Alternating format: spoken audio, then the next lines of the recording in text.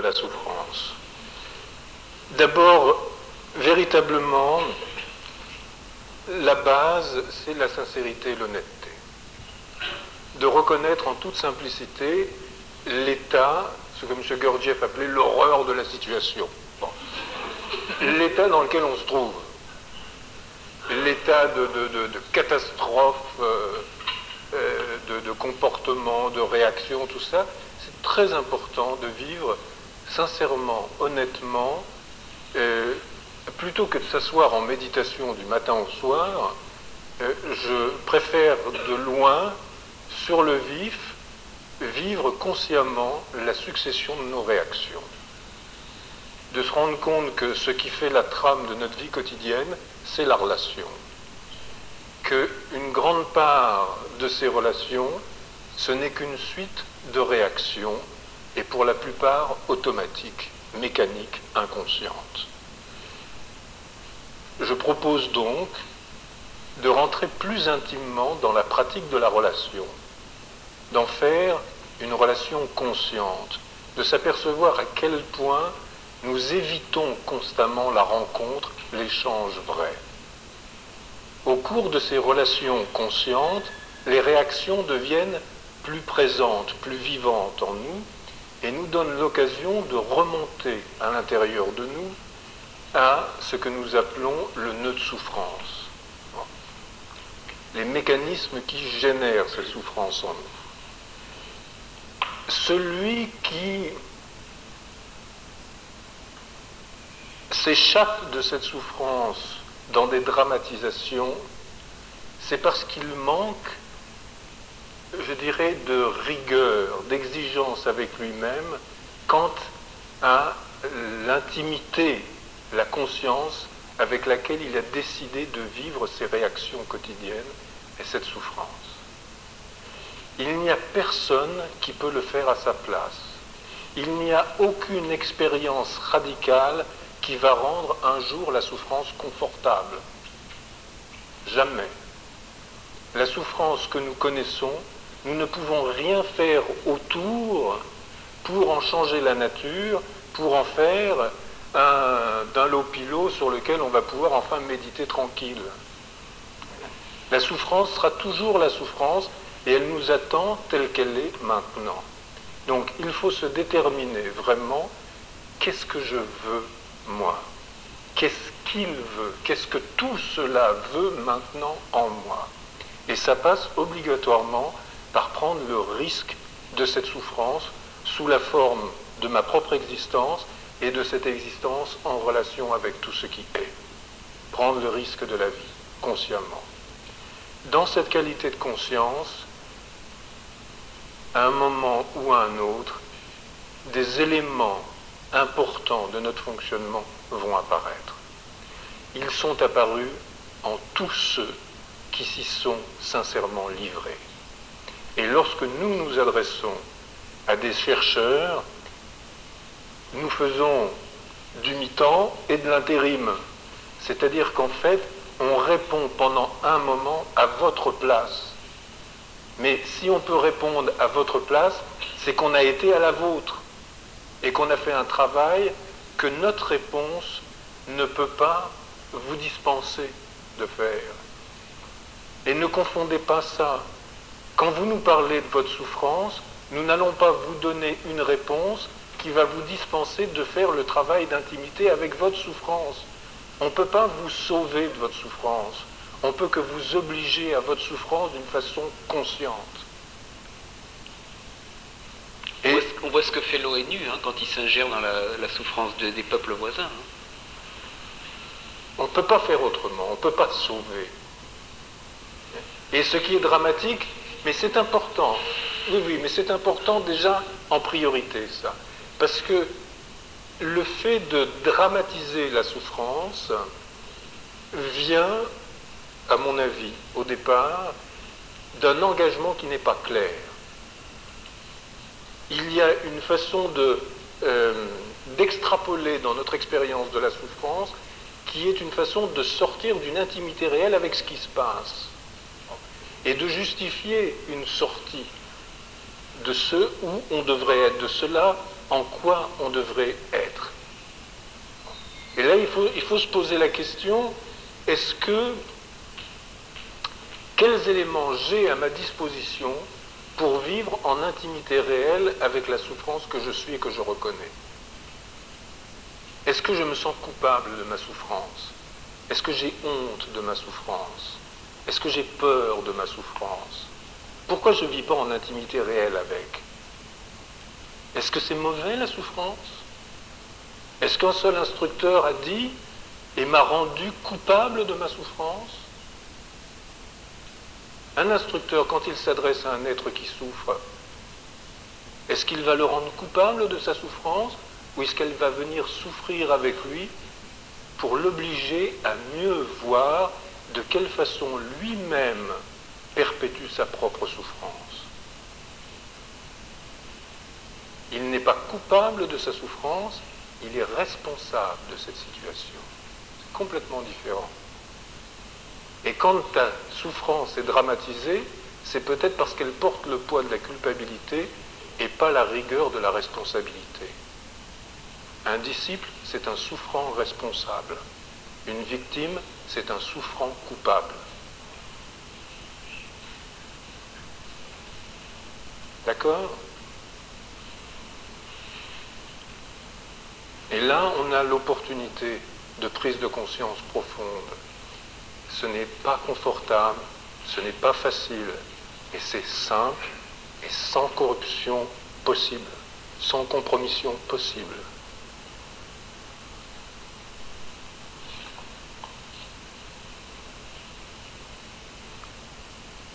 Et c'est un long chemin, un très long chemin. Et ne vous fiez pas aux apparences. Les êtres que l'on dit sages, éveillés, illuminés, ne sont pas au bout, entre guillemets, de leur peine. Ils ne sont pas au bout de leur peine.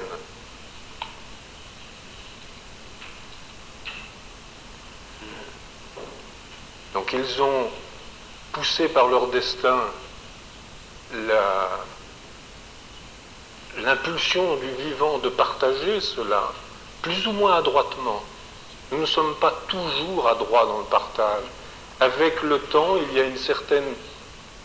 peut-être une certaine qualité qui s'installe, qui fait que on est de plus en plus serviteurs transparents de cela. Mais l'intention qui anime ces êtres-là est l'intention de celui qui a vu et qui ne peut pas s'empêcher de pousser les autres à voir cela aussi. Ils peuvent être très maladroits. Quand j'ai rencontré Andrew la première fois, il y a 7 ou 8 ans de ça, il était terriblement maladroit. C'était un jeune cheval fougueux qui allait dans tous les sens et il tapait sur les gens. C'était terrible, c'était de la destruction totale. Et je sais que les amis que j'avais amenés à l'époque pour le rencontrer, on s'était retrouvés ensemble à Jérusalem. Et ils ne voulaient pas du tout rentrer dans un truc comme ça. Ils disaient, comment tu peux penser qu'un tel être ait connu l'ouverture de la conscience et tout. Je disais, oui, c'est le début, vous verrez plus tard. Bon. Et ça commence. Et c'est vrai que moi, je trouve merveilleux de voir... parce que je ne voudrais pas non plus qu'on parte avec un a priori négatif sur un être comme Andrew du fait de ses comportements ici. Moi, je le connais depuis des années aussi. J'ai vu cet être se déployer d'une façon magnifique. Et seulement, je vous dis, n'attendez pas de nous la perfection que nous ne sommes pas. Nous sommes des frères sur le chemin. Nous avons vu quelque chose, cette chose grandit en nous, nous transforme et nous pousse à partager. Adroitement, maladroitement, mais l'intention qui est là est claire. Faites votre moisson de ce partage qui vous est proposé. Ne jugez pas sur la forme. Recueillez l'essence de ce partage et faites-en la nourriture d'un quotidien conscient. Si vous êtes vraiment sincère dans votre quête, si vous êtes venu non pas pour juger, mais pour entendre et grandir, prenez de ce qui vous est donné ici à profusion que ce soit adroitement ou maladroitement. Prenez ce dont vous avez besoin et nourrissez-le dans le secret. Transformez-vous avec et amenez la lumière dans le monde.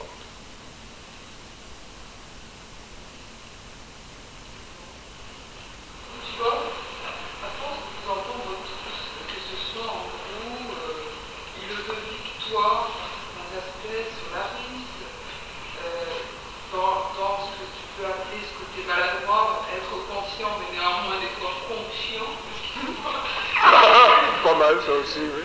Mais j'ai l'impression, j'ai bien entendu ce qu'il a dit, même pas solariste, qu'il faut se montrer, pour pouvoir faire sortir l'ombre et la gloire, pour l'éclairer. Mais ça serait l'aspect d'énonciation du fou, individuellement, je pense. Mais pourquoi on n'insiste pas plus sur l'annonciation du vrai dans chaque individu, pas simplement. Bien sûr, vous l'énoncez parce que vous êtes cette annonciation du vrai. Mais souvent, j'ai l'impression, je ne sais pas si ça vient de notre éducation, mais qu'on nous fait toujours avancer avec la politique tout bâton. Non, c'est pas exactement ça. C'est pas exactement ça. Il y a une pédagogie dans la transmission qui est une pédagogie d'adéquacité. Il ne sert à rien d'affirmer le réel chez quelqu'un qui n'a pas une maturité au niveau de la dénonciation du faux. Parce que le réel que tu vas affirmer, il va le récupérer dans son fonctionnement du faux. Ce qui est important, c'est que lorsque tu travailles avec quelqu'un, il arrive au cours de sa propre dénonciation du faux à reconnaître le vrai, le réel qui anime ton enseignement de la dénonciation du faux. Parce que quand on dénonce le faux, nous, dans l'enseignement, c'est notre façon d'affirmer le réel au niveau où la personne qui est en face de nous en a besoin. On est toujours en train d'affirmer le réel. Quand on dénonce le faux, on affirme le réel. Mais ça prend la forme de dénonciation du faux parce que la personne qui est en face de nous est beaucoup plus consciente, entre guillemets, du faux que du réel qui est sa source véritable. Bon. Lorsqu'elle a reconnu ça, lorsqu'elle s'est reconnue dans ce qui était énoncé, non plus au niveau du faux, mais au niveau du vrai, c'est-à-dire que ce qui en elle reconnaît est la même chose que ce qui en apparemment l'autre, qui n'est plus un autre, parle, lorsque cette reconnaissance, lorsque le vrai s'est reconnu dans les deux, à ce moment-là, spontanément, l'instructeur le sent.